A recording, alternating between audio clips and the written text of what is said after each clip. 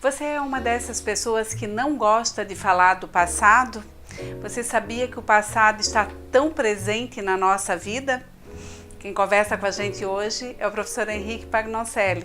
Isso é verdade, professor? É verdade, muitas pessoas não gostam de falar do passado, inclusive desejam até esconder o passado. Sim. Esquecer. E hoje se sabe, pelos inúmeros estudos que são feitos sobre o ser humano, sobre a questão da mente, através da parapsicologia, da psicologia transpessoal e da neurociência, que na verdade nós não esquecemos o passado. O passado está sempre presente. Nós carregamos junto conosco todas as informações, não só nossas como pessoas, como indivíduo, mas também as informações dos nossos familiares, dos nossos antepassados. E essas informações, elas ficam presentes em nós e atuam, elas têm força, elas nos movem. E muitas vezes esse movimento, ele é paralisante. E essas informações que nos movem têm a ver com a nossa história. Então ninguém esquece o passado, nós precisamos acessar esse passado, mas não para lamentar esse passado, e sim para fazer uma compreensão. Quando nós conseguimos colocar essas histórias no seu devido lugar dentro de uma compreensão, nós conseguimos mais segurança, mais confiança e poder seguir em frente, garantindo assim um futuro melhor, por causa que o passado está em paz, foi compreendido e está feito ali uma reconciliação. Muitas vezes as pessoas não conseguem almejar alguma coisa, né? Elas lutam tanto e não conseguem almejar.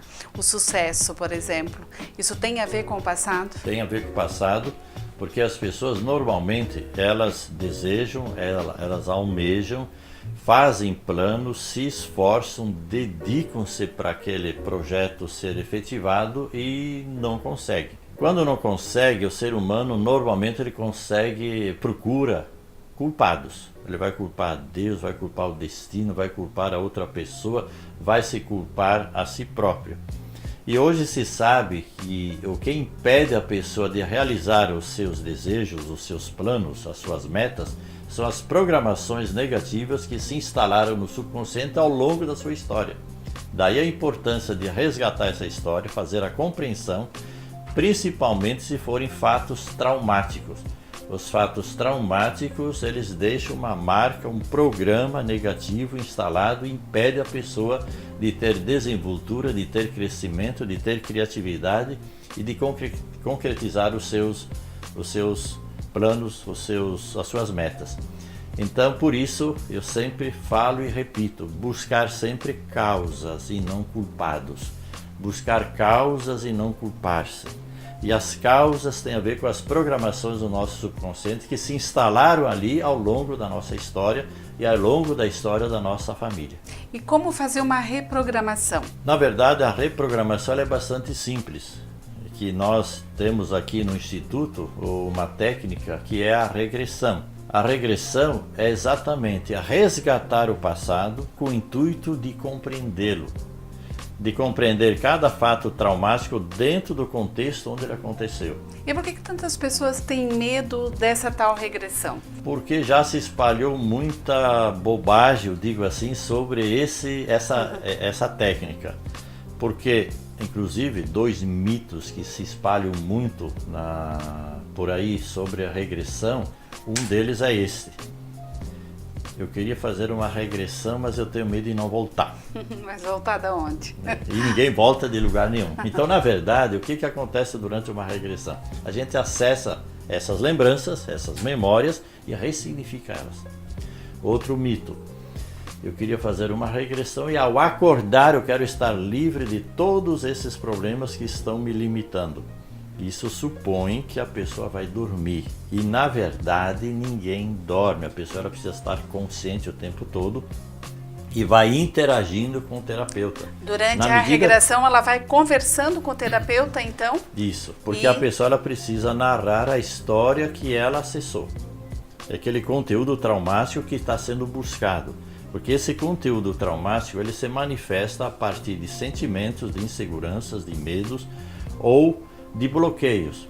Quando a gente consegue acessar esse conteúdo, que é o fato que produziu o trauma, esse fato narrado ele é ressignificado e as coisas se organizam no nível inconsciente.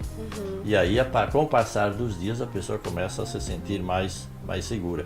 Então esse fato ele não foi lamentado, ele foi compreendido. Porque normalmente, eu digo muitas vezes por aí, o seguinte, que sempre que nós lembramos do passado, nós estamos fazendo uma regressão.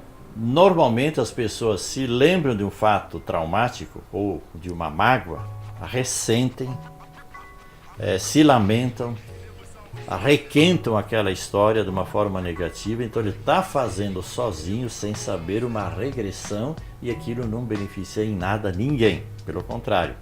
E aqui a gente pega a mesma história traumática, aquela mágoa que está ali te corroendo e a gente consegue, junto com a pessoa, organizar isso no nível inconsciente. E a partir dali as pessoas começam a olhar para trás e aquele trauma não prejudica mais ninguém.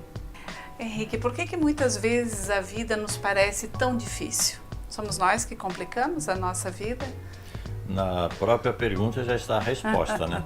Porque, na verdade, a vida ela é bastante simples. Ela flui. A natureza, na verdade, ela é simples.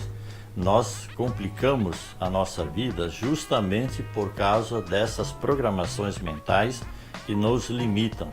E nós estamos muito focados, inconscientemente, inclusive, por crenças limitantes.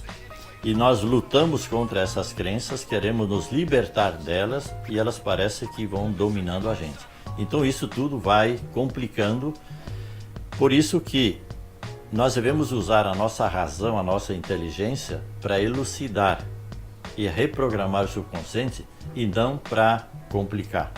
Entre ter razão e ser feliz, muitas vezes a gente escolhe ter razão e aí a vida se torna mais difícil ainda. Então por isso que o autoconhecimento ele permite que a gente se liberte de uma série de bloqueios, de todas as inseguranças, dessas crenças limitantes e instalar ali crenças possibilitadoras. Eu posso, eu consigo, eu acredito, eu sou inteligente, dá tudo certo, tudo está em harmonia. No dito popular, a gente diz sempre que águas passadas não movem moinhos, né? E recentemente você escreveu um livro no qual eu estive presente no evento lá no Teatro Carlos Gomes e que você diz nesse livro o contrário, que águas passadas movem moinhos. Isso. É verdade? Tudo isso que a gente conversou, então, um pouquinho do que a gente conversou, está aqui no conteúdo desse livro. Isso. E o que mais as pessoas podem encontrar nesse livro aqui? Na verdade, essas águas passadas são nossas histórias, nossas crenças, nossas memórias que de alguma forma nos condicionam. Então ali podemos encontrar como programar a mente, como reprogramar a mente, como a gente se fortalecer e como entender a nossa história.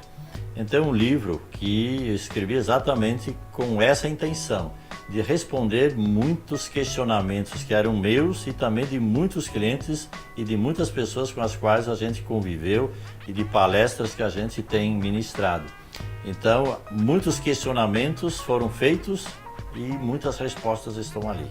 Com certeza nesse livro aqui você vai esclarecer muitas das suas dúvidas, porque eu estou lendo, Henrique, sabe? Eu estou amando o livro, que nem você falou, a gente lê e relê, porque tem muitas coisas que talvez na primeira lida a gente não entende. Então a gente volta e recapitula aquilo, lê novamente, né? E ele é muito interessante, vale a pena sim ler o livro. Tenho certeza que esse é o primeiro de muitos outros que virão, porque eu sei que você tem muita coisa bacana aí ainda para escrever e para passar para todo mundo aqui.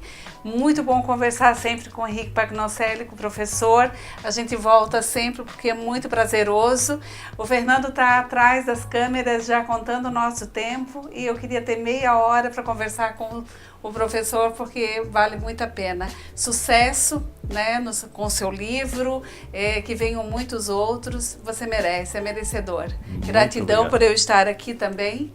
Tá? Muito obrigada. Muito obrigado e é sempre bom falar com você.